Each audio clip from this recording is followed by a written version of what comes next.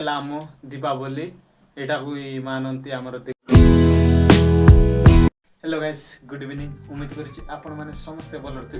मुझे भल रही। आज हूँ विश्व माने सुंदर माने पवित्र दीपावली। तो गाइस मन पड़ूना कहीं आम बान पान पकाऊ ना आम खाली सुंदर सुंदर आंकी ना आम ये दीपावली पालू अच्छी देखते ये केते सुंदर भाव में आंका जाइए भी आ गाइस देखते माने घर दुआरे एमती आंका जाता है।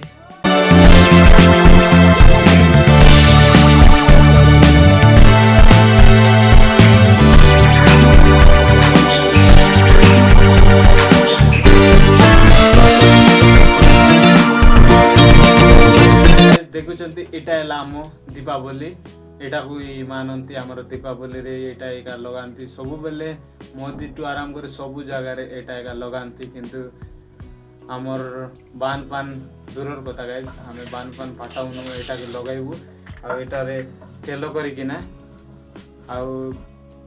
कापसा ना कौन गोटे देना लगा जाए। तो देखुं एटा घर चारिपटे लगाइबू चलते आम लगाइना माने कर